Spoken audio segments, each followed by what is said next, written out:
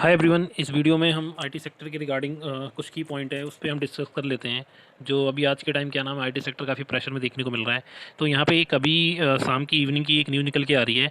इसमें क्या नाम है, जैसे कि आप हेडलाइन देख रहे हैं, essential quarter four preview indicate big demand environment. ये आर्टिकल अभी जस्ट 7 बजे का है, 6 बजे का है, ये अभी का ही है। तो बेसिकली इसके अंदर इन्होंने जो मेंशन किया हुआ है, इन्होंने ये बताया है कि स्टिल अभी भी क्या नाम है, आईटी सेक्टर कहीं ना कहीं अभी प्रेशर में ही रहेगा। इसके पीछे क्या रीज़न इन्होंने दिया है वो हम आने वाले स्लाइड में ज़रा कवर करते हैं। अभी के टाइम जो आईटी सेक्टर फेस कर रहा है वो margin issue pressure, margin pressure के कारण काफ़ी ये पूरा सेक्टर पूरा प्रेशर में अभी देखने को मिल रहा है, क्योंकि यहाँ पे मार्जिन पे इनके डेंट पड़ रहा है।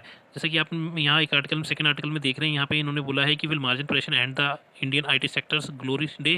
तो इसके अंदर बेसिकली इन्होंने किस रेफरेंस में यहाँ पे इन्होंने बात किया है, यहाँ पे एक्चुअली इनके प्रेशर के कारण आज के टाइम जैसे हम देख रहे हैं आईटी सेक्टर में काफ़ी गिरावट है। और उनके पीछे के दो सबसे मेन रीज़न निकल के आ रहे हैं।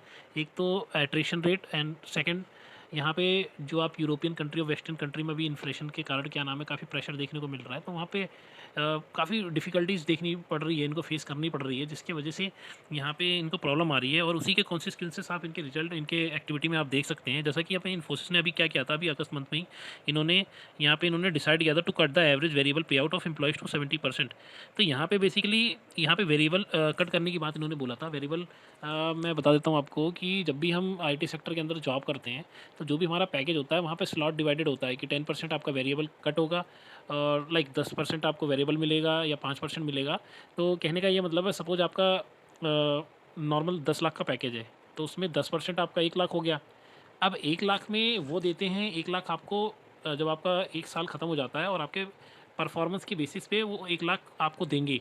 बट अभी क्या हो रहा है, वो 1 लाख में से क्या नाम है यहाँ पे 70%, यहाँ पे इन्होंने बोला है ना, decided to cut the average variable pay out 70%। तो उस 1 लाख में से भी वहाँ पे 30% वो आपको देंगे, 70% काटेंगे। तो कहने का मतलब क्या है, कॉस्ट कटिंग आपको देखने को मिल रही है। और कहीं ना कहीं ये प्रेशर के कारण ये कंपनी ऐसे फैसले ले रही है। और सेकंड रीज़न, जैसा कि मैंने यहाँ पे बताया, हाई अटेंशन रेट जो कि अभी इनके चल ही रहा है। और अटेंशन रेट के कारण इन पर क्या इम्पैक्ट आ रहा है, नई ज्वाइनिंग हो रही है उनको, नई ट्रेनिंग के लिए उनको और कोर्सेज़ के लिए उनको काफ़ी खर्चा उठाना पड़ रहा है इनके लिए, क्योंकि जो वेल ट्रेंड क्या नाम है आपके प्रोफेशनल हैं वो कहीं ना कहीं स्विच कर रहे हैं और उनकी जगह पे ये न्यू हायरिंग कर रही है। तो न्यू हायरिंग के टाइम को प्रोसेस में भी काफ़ी इनका क्या नाम है इन्वेस्टमेंट होती है।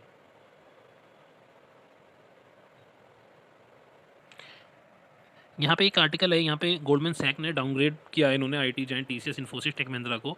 बट इन्होंने विप्रो को यहाँ पे अपग्रेड कर दिया है। बट इन्होंने किस बेसिस पे किया है, क्योंकि कहीं ना कहीं इनका मानना है, इन्होंने इस आर्टिकल में जो मेंशन किया हुआ है, इनका ये मानना है कि कहीं ना कहीं विप्रो जो है उसका जो गिरावट उसमें हुई है इन कंपनियों के कंपेयर में ज़्यादा हुई है। तो कहीं ना कहीं वो ऑलरेडी फैक्टर इन करके चल रहा है शेयर।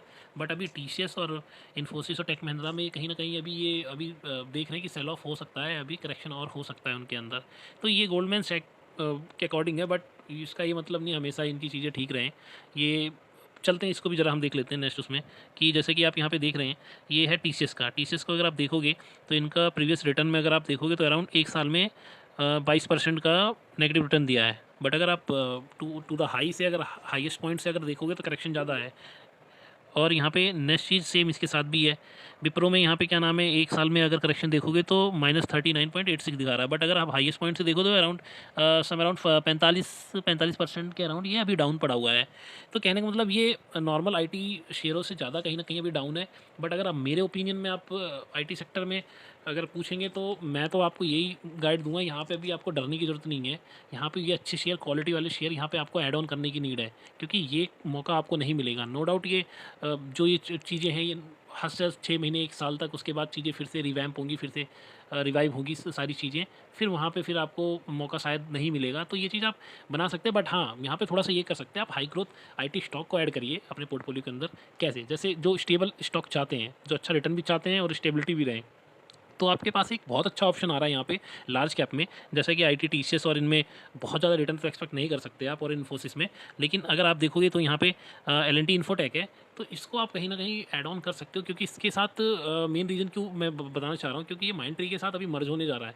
मर्ज होने के जब बाद इसकी मार्केट कैपिटलाइजेशन बढ़ जाएगी तो ये शेयर कहीं ना कहीं स्टेबल हो जाएगा और इसमें ग्रोथ का पोटेंशियल भी काफ़ी है। तो इन इनिशियल 4-5 सालों के अंदर आपको आप ये मान के चल सकते हैं कि आपको अच्छा कहीं ना कहीं रिटर्न मिलेगा कंपेयर टू जितने अदर आपके बड़े स्टॉक हैं, जितने भी IT, इन्फोसिस और विप्रो, उनके कंपेयर में कहीं ना कहीं इन पे ज़्यादा मिलेगा। और एक कहीं ना कहीं सेकंड चीज़, ये लार्ज कैप में कन्वर्ट भी हो जाएगा जब दो बड़ी कंपनी, लाइक दो कंपनियां माइंट्री और इन्फोसिस, दोनों अच्छी कंपनियां हैं, सॉरी माइंट्री एंड L&T दोनों जब आपस में मर्ज हो जाएंगी तो एक स्टेबल कंपनी हो जाएगी। तो कहीं ना कहीं आप इनका विप्रो टीसीएस का सब्स्टिट्यूट और इन्फोसिस का सब्स्टिट्यूट आप ढूंढ सकते हैं L&T और माइंट्री में, तो आप इस पर विचार कर सकते हैं।